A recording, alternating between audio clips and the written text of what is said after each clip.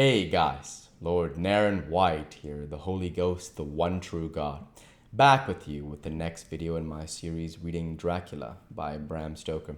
Without further ado, returning to Dracula as read by Lord Naren White. She even had lost her appetite. She make no entry into her little diary, she who writes so faithful at every pause. Something whispered to me that all is not well. However, tonight she is more vif. Her long sleep all day have refreshed and restored her, for now she is all sweet and bright as ever. At sunset, I tried to hypnotize her, but alas, with no effect. The power has grown less and less with each day, and tonight it will fail me altogether. Well, God's will be done, and whatever it may be, and whithersoever it may lead. Now to the historical, for Madam Mina write not in her stenography. I must, in my cumbrous old fashion, that so each day of us may not go unrecorded. We got to the Borgo Pass just after sunrise yesterday morning. When I saw the signs of the dawn, I got ready for the hypnotism. We stopped our carriage and got down so that there might be no disturbance. I made a couch with usual furs, and Madam Mina, lying down, yield herself as usual, but more slow and more short time than ever, to the hypnotic sleep. As before came the answer, darkness and the swirling of water. Then she awoke, bright and radiant, and we go on our way and soon reach the pass. At this time and place she become all on fire with zeal. Some new guiding power be in her manifested, for she point to a road and say, "This is the way." How know you it? I ask. Of course I know it, she answer, and with a pause add, have not my Jonathan travelled it and wrote of his travel? At first I think somewhat strange, but soon I see that there be only one such byroad. It is used but little, and very different from the coach road from the Bukovina to Bistritz, which is more wide and hard and more of use. So we came down this road. When we meet other ways, not always when we were sure that they were roads at all, for they be neglect and light snow have fallen.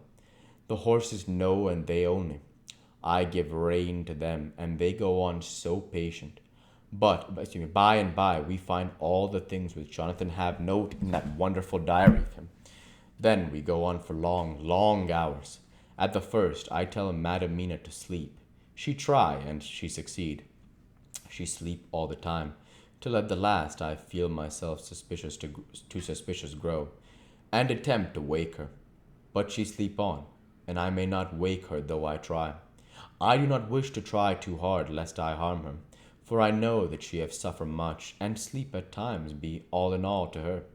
I think I drowse myself, for all of a sudden I feel guilt, as though I have done something. I find myself bolt up, with the reins in my hand, and the good horses go along, jog, jog, just as ever. I look down and find Madam Mina still asleep. It is not far from sunset time, and over the snow the light of the sun flow in a big yellow flood, so that we throw great long shadow on where the mountain rise so steep. For we are going up, and all is oh so wild and rocky, as though it were the end of the world. Then I arouse Madam Mina. This time she wake not with much trouble, and then I try to put her to hypnotic sleep, but she sleep not, being as though I were not.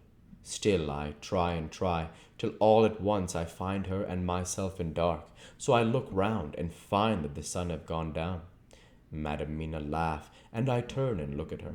She is now quite awake, and looks so well as I never saw her since that night at Carfax, when we first entered the Count's house. I am amazed, and not at ease then, but she is so bright and tender and thoughtful for me that I forget all fear. I light a fire, for we have brought a supply of wood with us, and she prepare food while I undo the horses and set them, tethered in shelter, to feed. Then when I return to the fire, she have my supper ready. I go to help her, but she smile and tell me that she have eat already, that she was so hungry, and that she would not wait. I like it not, and I have grave doubts. but I feared to affright her, and so I am silent of it. She helped me, and I eat alone, and then we wrap in fur and lie beside the fire. And I tell her to sleep while I watch.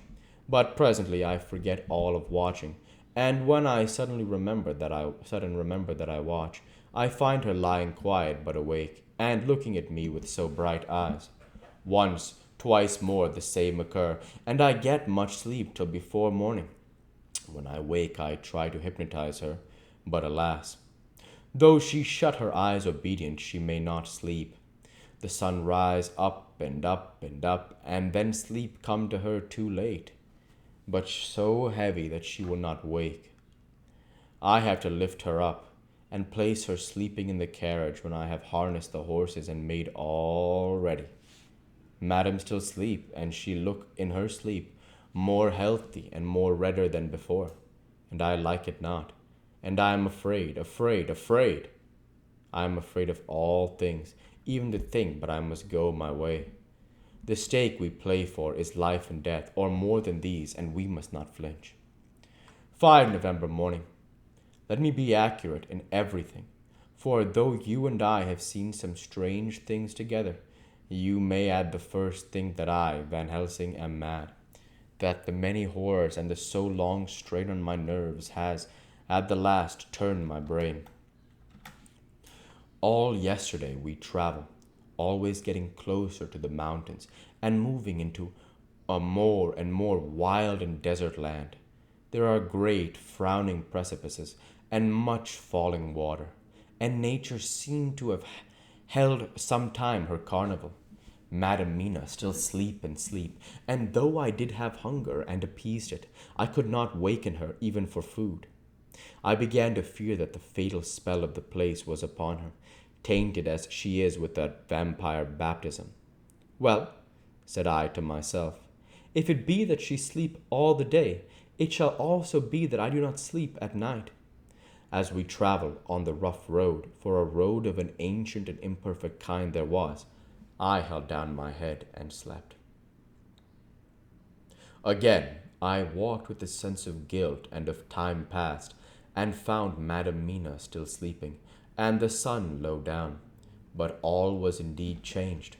The frowning mountains seemed further away, and we near the top of a steep, rising hill on summit, of which was such a castle as Jonathan tell of in his diary. At once I exulted and feared, for now, for good or ill, the end was near.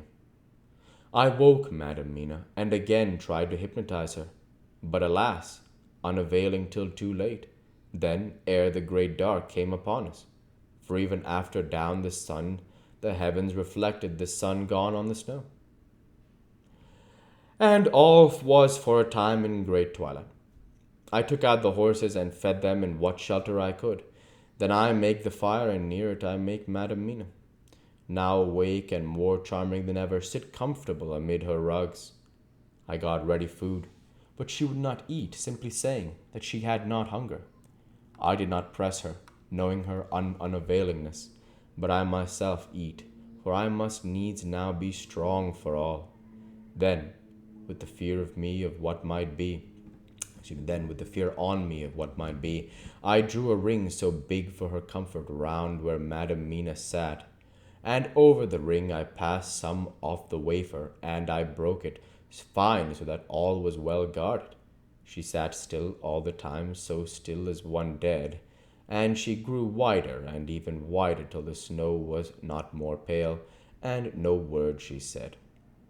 But when I drew near, she clung to me, and I could know that the poor soul shook her from head to feet with a tremor that was plain to feel. I said to her presently, when she had grown more quiet, "Will you not come over to the fire?" For I wished to make a test of what she could. She rose obedient, but when she had made a step, she stopped, and stood as one stricken.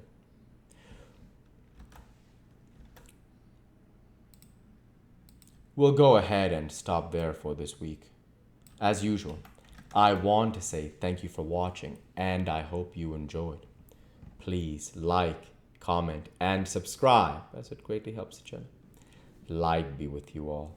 Take care, And thanks again.